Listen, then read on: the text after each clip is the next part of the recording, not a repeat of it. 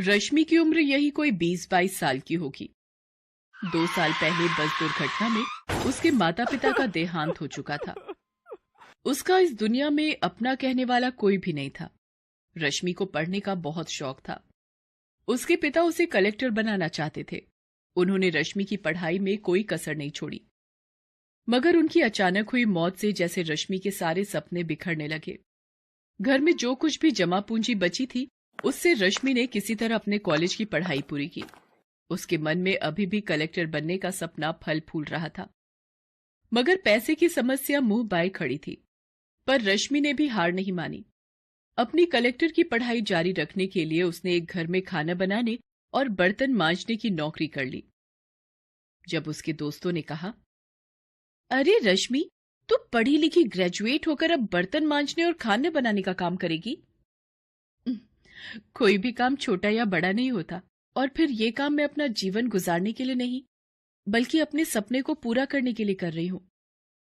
फिर रश्मि ने काम शुरू कर दिया। दिन भर वो जी तोड़ मेहनत करती और शाम को घर आकर पढ़ाई करती।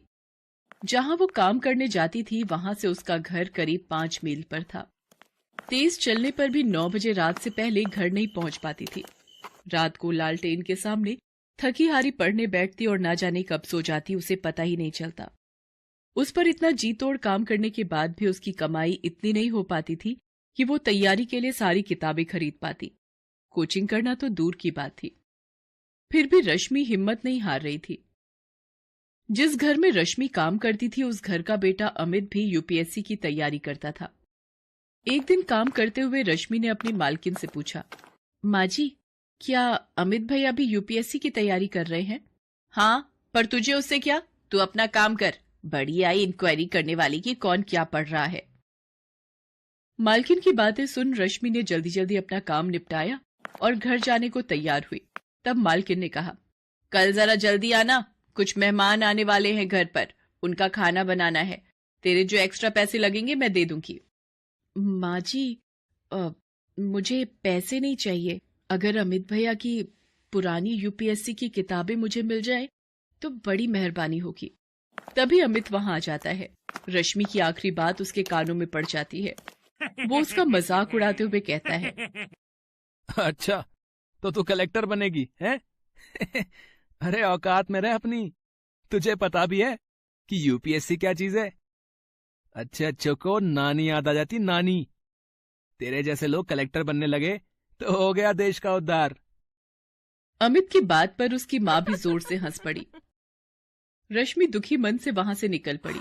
इस बात ने उसे थोड़ा दुखी तो किया, मगर उसके हौसले को तोड़ नहीं पाई। चाहे कितना भी मजाक उड़ा ले मेरा, मैं तो अपने सपने को पूरा करके ही दम लूंगी। आज से मैं 10-10 घंटे पढ़ूंगी। अब चैन से उसी दिन सोऊंगी जब मेरा सपना पूरा हो जाए, और अगर मैं इस सपने को पूरा करने के लिए मर भी गई तो वही सही। रश्मि ने ठान तो लिया, मगर किताबों की समस्या अभी भी हल नहीं हुई थी। अगले दिन वो फिर काम पर गई। वहां उसने सारे मेहमानों का खाना बनाया और जब सब मेहमान खा पी कर चले गए, तब वो मालकिन के पास गई और बोली, माँ जी, सारा काम हो गया। आपने कहा था कि आप कुछ एक्स्ट्रा पैसे देंगी। अगर कुछ पैसे मिल जाएं तो मैं उनसे किताब खरीद लूंगी। मालकिन का सारा काम तो हो गया था, इसलिए उसके मन में कुटिलता पनप गई। उसने कहा, अरे, तुझे किताबें ही चाहिए ना? तू अमित की किताबें लेती जा और उन्हें पढ़कर वापस कर देना। रश्मि को यही तो चाहिए था। उसने तुरंत हामी भर दी। फिर उसकी मालकिन ने अपने बेटे अमित को बुलाया और कहा, बेटे, इसे अपनी कुछ किताबें दे दे। ये 2-3 दिनों में उसे पढ़कर वापस कर देगी। मां के कहने पर अमित ने अपनी कुछ किताबें लाकर रश्मि को दे दी। इसके बाद तो जैसे ये सिलसिला ही चल पड़ा। मालकिन रश्मि से मनचाहे काम करवाती और बदले में उसे कुछ किताबें पढ़ने को मिल जाया करती थीं। मालकिन को इसमें अपना फायदा नजर आता था। उधर किताबें मिलने से रश्मि में एक नया जोश भर गया। अब वो दुगने उत्साह से अपनी तैयारी करने लगी। अमित की वो किताबें जो अलमारी में रखी धूल खा रही थी, उनके भी भाग्य जाग गए। एक दिन मालकिन ने काम करती हुई रश्मि से पूछा, क्यों रश्मि, तेरी पढ़ाई कैसी चल रही है? अब तो तुझे किताबें भी मिल रही हैं। रश्मि कुछ बोलती इससे पहले ही वहां अमित आ गया और बोला, अरे इसकी पढ़ाई कैसी चल रही होगी? सारा दिन तो ये यहाँ रहती है, पढ़ाई क्या खाक करेगी। क्यों रश्मि, तुझे पता भी है कि इस परीक्षा में कितने पेपर होते हैं? हाँ भैया, मुझे पता है कि इसमें कितने पेपर होते हैं। मेरी तैयारी दोनों पेपरों के लिए पूरी है। अच्छा, तुम मेरे एक सवाल का जवाब दो कि खजुराहो के मंदिर का निर्माण किसके शासनकाल में हुआ था? अमित की हवा निकल गई। उसे इस सवाल का जवाब नहीं पता था। क्या हुआ भैया, ये तो बहुत मामूली सा सवाल है, आपको इसका जवाब नहीं पता क्या? अमित कुछ नहीं बोला और चुपचाप वहां से चला गया। आज रश्मि ने अपनी सारी बेइज्जतियों का जवाब एक झटके में दे दिया था। रश्मि पूरी लगन से अपनी तैयारी करती रही। उसने पूरी परीक्षा का सिलेबस परीक्षा से 2 महीने पहले ही खत्म कर दिया। निश्चित समय पर परीक्षाएं हुई और रश्मि ने आसानी से प्री एग्जाम निकाल लिया। उधर अमित अपनी तमाम कोशिशों के बावजूद भी इसमें सफल नहीं हो पाया। रश्मि ने प्री की अपनी सफलता की बात किसी को नहीं बताई। जब तक मैं इंटरव्यू नहीं पहुंच जाती तब तक किसी को यह सब बताना ठीक नहीं है। इस तरह लगातार परिश्रम करते करते रश्मि ने मेंस की परीक्षा भी पास कर ली। अब सिर्फ इंटरव्यू देना बाकी रह गया था। इंटरव्यू से एक दिन पहले, देख रश्मि, कल अमित का जन्मदिन है, काफी सारे मेहमान आने वाले हैं, तू जरा जल्दी आ जाना। लेकिन माँ जी, कल तो मेरा आना मुश्किल है, कल मेरी आखिरी परीक्षा है। हाँ, बड़ी आई परीक्षा देने वाली, जितना बोला उतना कर। अगर कल तू नहीं आई तो फिर तुझे दोबारा यहां घुसने नहीं दूंगी। रश्मि ने मालकिन की बात नहीं मानी और निश्चित समय पर इंटरव्यू देने गई। मालकिन ने उसी दिन दूसरी नौकरानी रख ली। आने दो उस नवाबजादी को पगार मांगने, ऐसी खरी खोटी सुनाऊंगी कि जिंदगी भर याद रखेगी। मगर रश्मि उस दिन के बाद फिर कभी उस घर में नहीं गई। ईश्वर ने उसके भाग्य में कुछ और ही लिख रखा था। इधर मालकिन उसे खरी खोटी सुनाने का इंतजार करती रही, उधर यूपीएससी की परीक्षा का परिणाम आ गया। रश्मि ने 67वें रैंक के साथ न सिर्फ ये परीक्षा पास की थी, बल्कि टॉप 100 में भी आई थी। शहर के सारे अखबार उसकी कामयाबी के किस्सों से भरे थे। अमित और उसकी मां ने जब अखबार के पहले पन्ने पर रश्मि का नाम और उसकी प्रशंसा देखी तो उनके मुंह खुले के खुले रह गए। कल तक उनके घर में काम करने वाली ने आज अपनी मेहनत के दम पर वो मुकाम हासिल किया था कि अमित और उसकी मां जैसे लोग उसके आसपास भी नहीं फटक सकते थे। उधर रश्मि आज बहुत खुश थी। आज उसकी सफलता ने न सिर्फ उसका और उसके पिता का सपना पूरा किया था, बल्कि अमित और उसकी मां जैसे लोगों के मुंह पर ताले भी लगा दिए थे, जो किसी की हैसियत देखकर उनके दिमाग का अंदाजा लगाते हैं।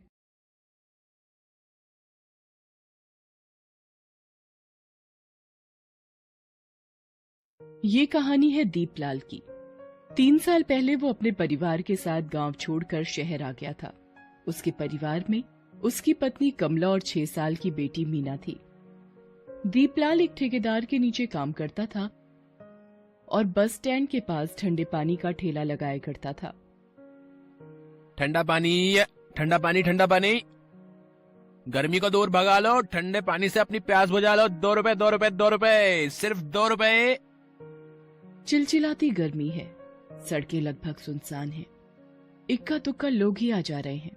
1-2 ग्राहक भी उसकी दुकान में पानी पीने आते हैं और पानी पीकर चले जाते हैं। लेकिन दीपलाल अपनी आवाज लगाना नहीं छोड़ता। थोड़ी देर में एक हाथ रिक्शे वाला जिसका नाम जगन है, वो उसके पास आता है और अपना पसीना पोंछते हुए कहता है, अरे दीपलाल, फटाफट ठंडा पानी पिला दे यार भाई। ये ले जगन, ये ले। काम बहुत मंदा है दीपलाल। इस कोरोना बीमारी के कारण लोग बहुत कम नजर आ रहे हैं भाई। बहुत बुरा हाल है जगन भैया। सुबह से मात्र 20 रुपए कमाए हैं। कुछ समझ नहीं आ रहा, ऐसे में घर कैसे चलेगा। सुनना, कुछ पैसे उधार देना यार, अगले महीने लौटा दूंगा। अरे सबका बुरा हाल है दीपलाल। मेरे पास ये देख, मात्र 50 रुपए है। इसी में दाल और चावल खरीद कर ले जाना है। मैं तो सुन रहा हूँ कि फिर से लॉकडाउन लगने वाला है। अरे शुभ शुभ बोल यार, ऐसा हुआ तो सड़क पर आ जाएगा मेरा पूरा परिवार। तभी एक ग्राहक उसकी दुकान पर आया। वो मोबाइल से बातें करते हुए दीपलाल से पानी मांगता है और वो फोन पर बातें करने लगता है। अरे तुम भी कमाल करती हो, टीवी नहीं देखा क्या? 2 दिन बाद फिर से लॉकडाउन लग जाएगा। तुम सारे जरूरी सामान की लिस्ट भेज दो, मैं शाम को सब लेता आऊंगा। दीपलाल ने जैसे ही ग्राहक के मुंह से लॉकडाउन की बात सुनी, उसका कलेजा मुंह को आ गया। ना तो घर में 2 दिन से अधिक का राशन था और ना ही इतने पैसे थे कि वो कुछ दिनों का राशन खरीद ले। शाम को जब वो घर लौटा तो उसने अपनी पत्नी से ये बात बताई। लॉकडाउन की बात सुनकर उसका चेहरा भी उतर गया। हे भगवान, फिर से लॉकडाउन, अब क्या करेंगे हम लोग? मेरी कुछ समझ में नहीं आ रहा कमला। हम गरीबों की भगवान वैसे ही हमेशा परीक्षा लेते रहते हैं। इस बीमारी ने तो लगता है हम गरीबों को भूखे मारने का सोच लिया है। रात को सोते वक्त दीपलाल फिर से अपनी पत्नी से बातें करता है। कमला, घर में खाने की चीजें लगभग खत्म हो गई हैं। लॉकडाउन के बाद तो काम भी ठप ही हो जाएगा। मैं सोचता हूँ हम सब गांव लौट चलते हैं। कम से कम वहां रिश्तेदार हैं, अपने जानने वाले लोग हैं, वो कुछ ना कुछ मदद तो करेंगे ही। और वैसे भी यहाँ भूखे मरने से अच्छा है कि अपने गांव में अपनों के बीच जाकर रहें। और अगर किस्मत में मौत ही लिखी होगी तो अपनों के बीच अपनी मिट्टी में जाकर मरेंगे। लेकिन जाएंगे कैसे? अपना गांव तो यहाँ है नहीं, पूरे 1,500 किलोमीटर दूर है। टिकट के पैसे भी तो नहीं है अपने पास। अरे तू उसकी फिक्र मत कर, मैं कुछ ना कुछ जुगाड़ करता हूँ। दीपलाल अगले दिन ठेकेदार के पास गया। उसका पानी का ठेला उसे वापस किया और 15 दिन जो उसने काम किया था उसके पैसे मांगे। उसके 900 रुपए बनते थे, लेकिन ठेकेदार ने उसे 300 रुपए ही दिए। जब दीपलाल ने उसका कारण पूछा तो उसने बोला, अभी बहुत मंदी है। दीपलाल को बहुत गुस्सा आया, क्योंकि वो अपनी मेहनत की कमाई मांगने गया था। कोई भीख तो नहीं मांग रहा था ठेकेदार से। वो चुपचाप अपने घर लौटने लगा।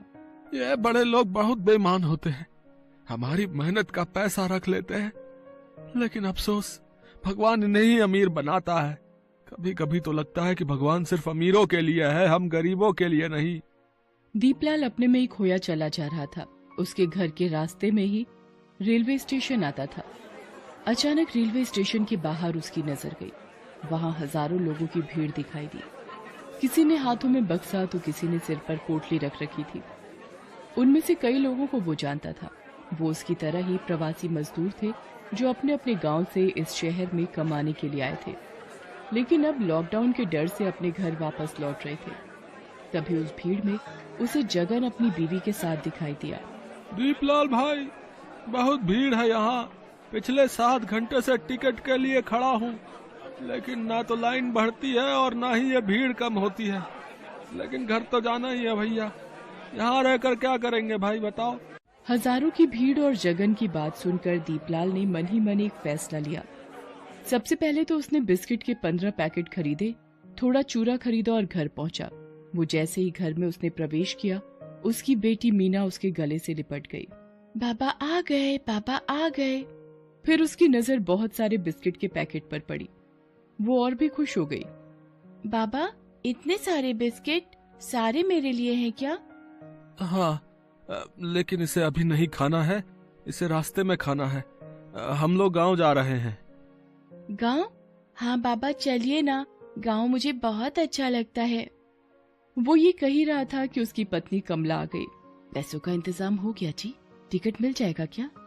कमला, रेलवे स्टेशन, बस स्टैंड, यहाँ तक कि सड़कों पर हजारों की भीड़ खड़ी है, जो हर पल बढ़ती ही जा रही है।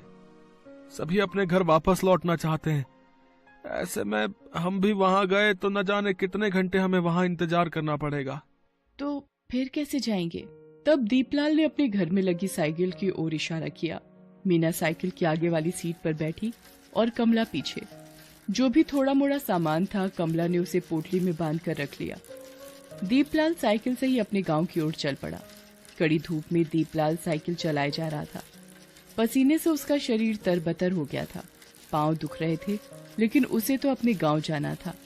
रास्ते में मीना और कमला दोनों को जोरों की भूख लगी, तो दीपलाल ने साइकिल को एक पेड़ के नीचे खड़ा किया। सबसे पहले तो सबने साथ लाए बोतल से पानी पिया, फिर थोड़ा चूरा खाया। मीना बिस्किट खाते खाते पूछ रही थी, बाबा, हम कितनी देर में अपने गांव पहुंच जाएंगे? मुझे ना बहुत धूप लग रही है। उसकी बात सुनकर कमला ने पोटली से एक साड़ी निकाली और उसे 3 टुकड़ों में फाड़ा। एक मीना के सिर पर, एक दीपलाल के सिर पर और एक से खुद का सिर ढक लिया। दीपलाल एक बार फिर से अपने परिवार को लेकर निकल पड़ा। रात को सड़क किनारे ही वे सो जाते। सुबह दीपलाल फिर से निकल पड़ता। रास्ते में कहीं नल दिखता तो पानी की बोतल भर लेता, क्योंकि गर्मी बहुत ज्यादा थी और तीनों को प्यास भी खूब लग रही थी। 3 दिन बीत गए। दीपलाल लगातार साइकिल चला रहा था। उसकी हिम्मत जवाब दे रही थी। ईश्वर, कुछ कर नहीं सकता तो कम से कम धूप तो कम कर दे। देख नहीं रहा कितनी गर्मी है। हमें गांव पहुंचना है ईश्वर, थोड़ी तो दया दिखा। गर्मी के कारण उसका सिर भी चकरा रहा था, लेकिन वो किसी भी तरह अपने घर पहुंचना चाहता था।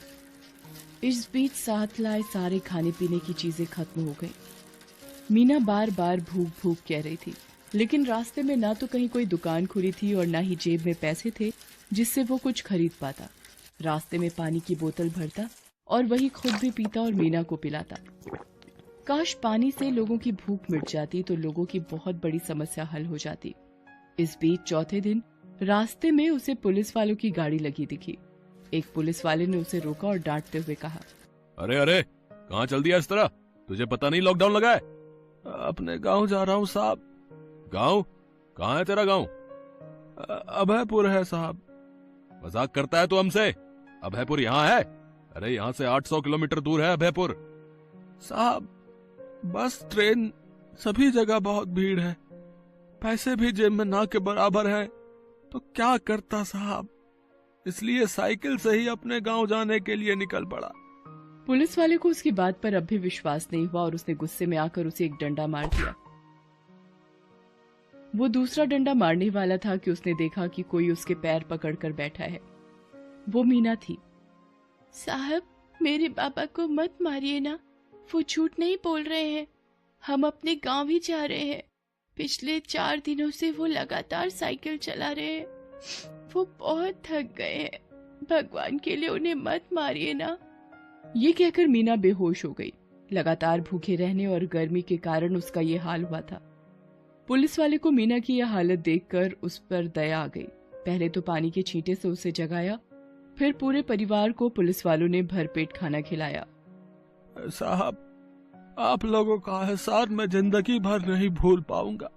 भूखे को खाना खिलाने से बड़ा पुण्य और क्या हो सकता है साहब। लेकिन अब हमें इजाजत दीजिए, हमें अपने गांव पहुंचना है। जरूर इजाजत देंगे, लेकिन अब तुम लोग साइकिल से अपने गांव नहीं जाओगे। हमारे साहब ने तुम लोगों के लिए गाड़ी की व्यवस्था कर दी है, तुम लोग उसी से जाओगे, ठीक है? ये सुनकर दीपलाल और कमला फूट फूट कर रोने लगे। मीना की भी आंखों में आंसू थे। अगले दिन वे अपने गांव पहुंच गए। गांव के पेड़, वहां की मिट्टी, वहां की हवा, सबने उनका स्वागत ऐसे किया जैसे कोई बिछड़ा हुआ फिर से वापस लौट आया हो। दीपलाल ने अब कभी भी गांव से बाहर ना जाने का सोचा। वो वहीं सब्जियां उगाने लगा। कमला भी उसकी मदद करती। वे सभी अपने गांव वापस आकर बहुत खुश थे। लाइक एंड सब्सक्राइब करना ना भूले।